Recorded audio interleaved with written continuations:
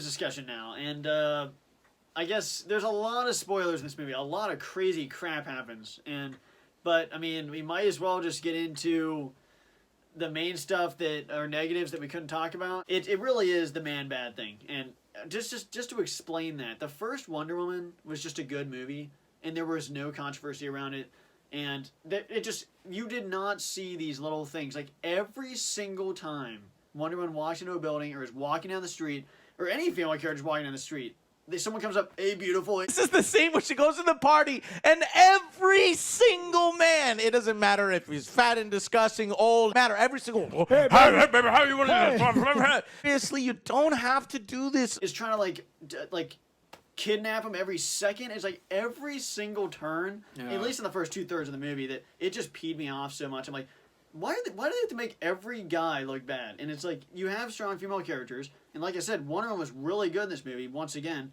it really wasn't her, even her character. Yeah, obviously, like you said, like for the portion of the movie where this stuff happens, it definitely beats you over the head with it a little bit too much, and that stuff's definitely annoying. But it really seems like they're trying to get people, the guys that go to see the movie, get them to not like it. I don't understand why they're doing that. I don't understand it. Getting to like the really positive stuff from this film, detailed wise, that I really liked.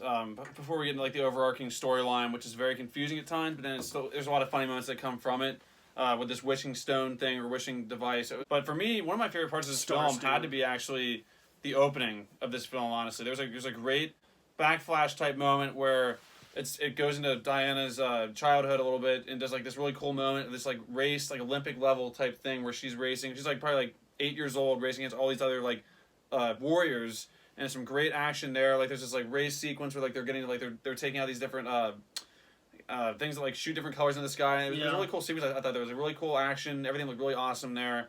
Obviously that whole island, that's the only time that you're actually on that island. So it's pretty cool to see.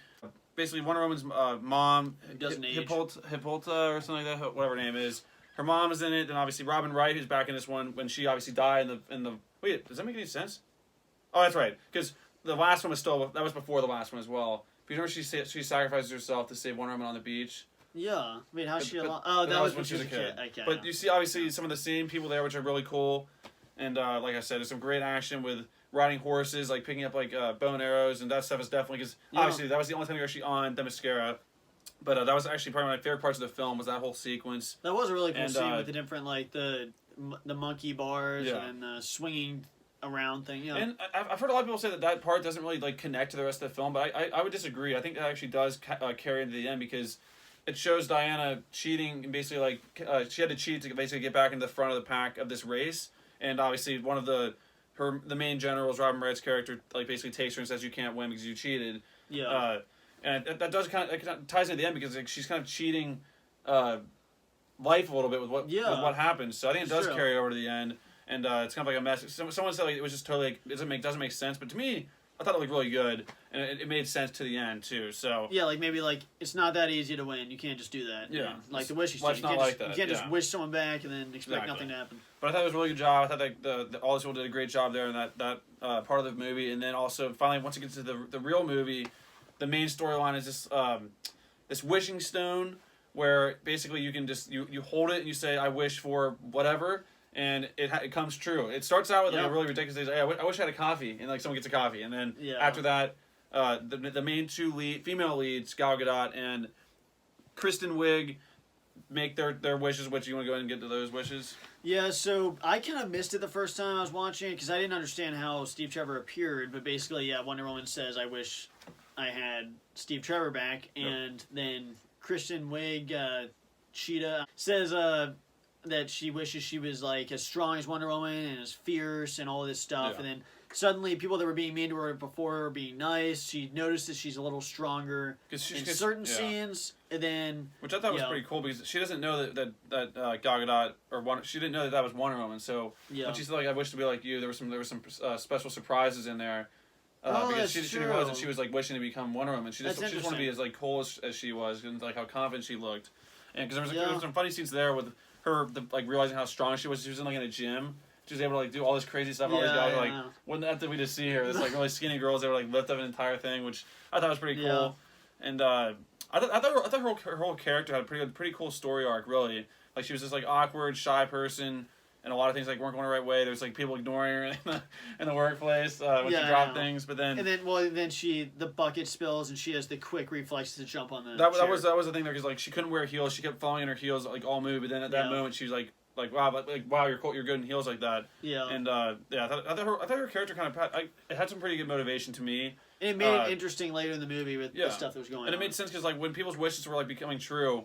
And then towards the end, like, when they're realizing that this needs to be stopped and people need to renounce their wishes / just take away this whole thing, she doesn't want that, which I can understand to a point. Like, she wasn't killing anyone in the process of keeping her wish. She just doesn't want her wish to go away. That is interesting to bring that up, is that there is the kind of conflict between people not wanting to give up their wish. Wonder Woman doesn't want to give up her wish of giving up Steve Trevor, but yet she's trying to get someone else to give up their wish, but she doesn't want to give up hers. Yeah. But she's trying to do so. That does make it interesting that she wants, obviously, Cheetah to give up her wish, obviously, and then she wants Lord to give up her wish. But that is interesting that to do that, she has to do it herself, and she realizes how it's not easy. So that means it's not going to be easy to get someone else to do it. And then just jumping into some other really good positives for us, which I think we hinted on in the non-spoiler part of the review. Was just about the dynamic between Wonder Woman and Steve Trevor again, because the way the first Wonder Woman ends, she doesn't really get a chance to really talk to him much, because he tells her like I'll always be here for you, and he sacrifices himself and blows himself in that plane. But then in this one, just the fact that, like, that weight of her actually seeing him, you felt that in all those moments, any moments that you got between her and him, you really felt were like just like it was like really special, because, like, obviously she had lost him years and years before. And I thought there was a really cool scene when they're in a plane with fireworks going off. Like, you can definitely feel, like, the emotional stuff there with them, like, being able to do that.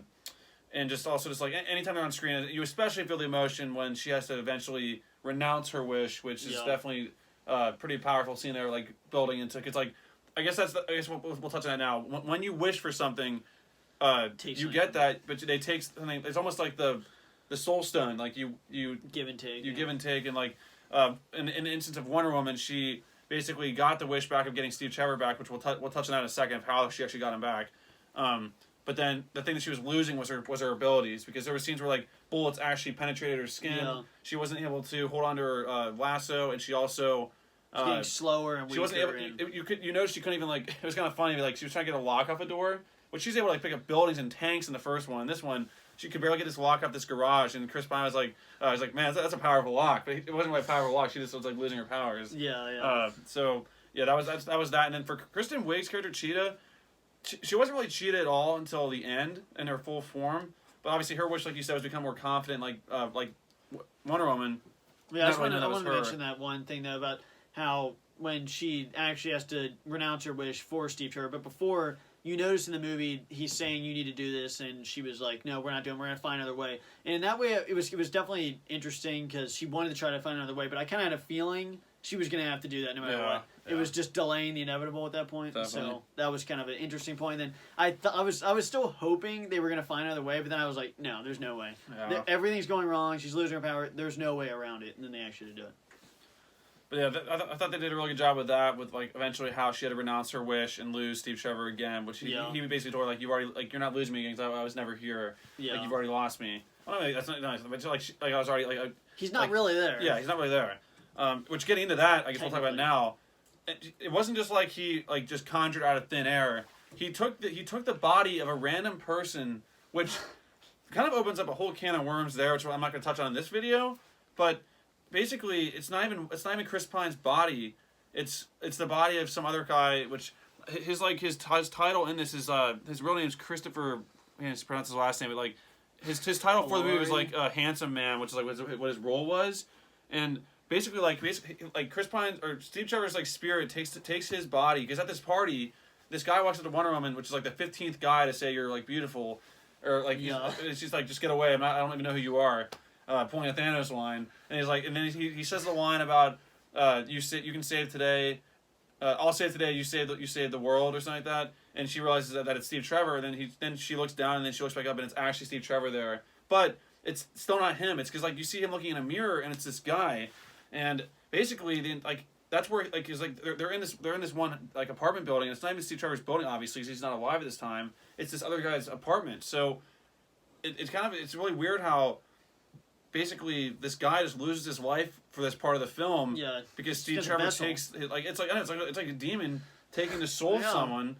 And I don't know, it's just like really weird why I couldn't just like it's honestly a negative I think to me was why could they not have just had him just conjure out of thin air? That would have been so much more simpler. And there's no reason to do what they did. Like all it does is just make it more confusing on top of what's going on in this film overall at the end. Yeah, and there's a lot of confusing stuff as far as the renouncing wishes thing. That if people they renounce their wish, but then there's like a world war going on with rockets being fired back and forth. But in my mind, I imagine when they were renounced, at least when the main bad guy. Lord renounced his wish that it would just all disappear, but they kind of just like crumbled and the rockets. So that meant the Russia and America were firing rockets at each other, but then they don't even. It's not that it's reversed. They just like disintegrated or crumbled. No. So that means they still knew they were firing them at each other. So I don't. How is that fixed? That's the major plot holes that I think this opens up. Mentioning Chris Stuckman, he actually made a comment about that, saying how. He's like, well, when you announce the wishes, your mind still remembered everything that just happened, so everyone knows that the missiles were firing at each other. Yeah. And it's like, because I remember like one guy's like, the missiles aren't there anymore. It's like we know we were just about to like nuke each other to the heck, and it's like what? So everyone goes back to normal, and that kind of gets into another big negative to us that we were talking about on the drive home was, at the end, Gal Gadot basically or Wonder Woman is talking to we think she's talking to. Maxwell Lord, but she's really she has the rope around his leg, the lasso, and she's basically talking to everyone through the TVs. But at the end, you're supposed to assume that every single person on Earth renounces all the wishes that they just made. Which, like you saw, a lot of people did renounce their wishes, but every single person renounced their wishes. Like, what if the Russian military didn't renounce their wishes for the nukes? We wish ours to go away, then all of a sudden they blow them all up. Like, I don't know. I thought that was kind of like what they should have done. What Kenny mentioned on the drive home was. Maxwell Lord, when he said I renounce my wish, that should have basically avoided all the wishes that he because he was remember he wished to be the wishing stone, and it dissolves into him. So that should have like avoided all the wishes. Which that's actually a question. When he renounced his wish, does that stone reform? That's a good question. I don't see how it would. I mean, I think one reason why they probably didn't do that method we were talking about is probably because it seemed like it'd be too clean. But at the same time, I just don't understand how it makes sense right now. Because, like you said, the countries, they knew they were firing the rockets. Yeah. And those people, the bad guys, and there's a lot of bad guys, didn't renounce their wish. Then we're still getting hit by a rocket here. And there's a lot of crap that really could have been resolved. I think you would rather have gone with the it's too clean criticism versus this major plot hole that I can overlook because I'm like, you know what, at the end of the day, I don't want to think about it too much. Yeah. But that is kind of a big plot hole. No, if you think about it, if you think about it for more than a minute, you definitely can think about a lot of things that don't make sense. And there are no plot holes. But yeah, exactly. We're not gonna say that. But one thing we have not touched on at all, which is probably our favorite person in the entire movie, is this guy right here. Yeah. His character is a pretty cool character. He's like a businessman.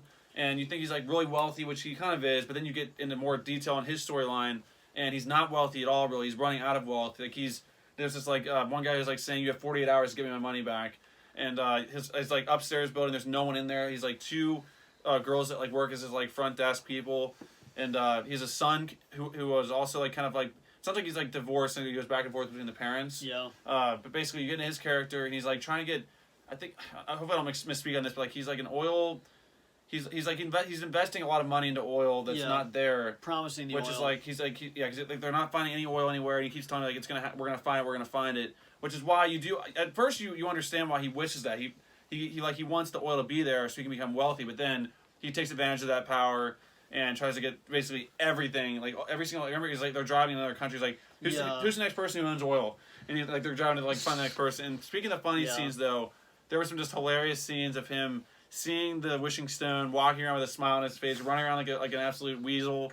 We love those kind of characters a lot, and he did a great job with it. And he has a great smile, some funny lines, and once again, he did a great job. Pedro Pascal did a great job with his character, and definitely was probably the standout in my opinion in this entire film. Aside from like, as far as a standout to me is someone that you didn't expect to be a standout. Like we obviously expected like Gal Gadot to be a standout, Chris Pine. And Kristen Wiig as well. I expected to be pretty good with her because I've seen her in other movies. But Pedro Pascal, I've never seen another movie. Maybe I have. I just don't recognize him.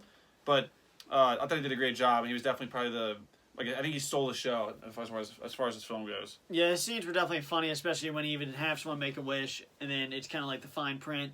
There's always a price, so he'd have the wish. He's like, oh, that's great, I grant you that wish, but then I'll do all this stuff. So he does that to a lot of people, in particular the president of the United States in this movie. That he says all this stuff, and he's like, all right, that's great, I give you that, I grant that wish, but also I want all your power and all your executive orders, and all that stuff. And it's a lot of hilarious things that.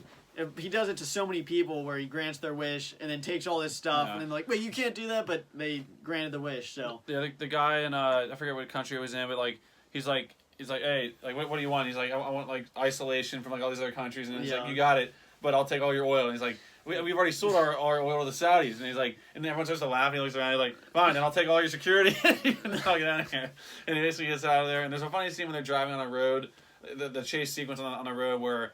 Wonder Woman and Steve Trevor are like just driving, and they're trying to find Maxwell Lord and this group, and there's like probably 0 cars this entire road, and this entire row of like huge like military trucks and him just smiling in the car drives by like, there he is, like, I don't know, so that was kind of hilarious that happened. Yeah, and, I mean in that particular scene that was cool. Wonder Woman was underneath the car, and there were some really awesome scenes where she was like pushing the car sideways up the road.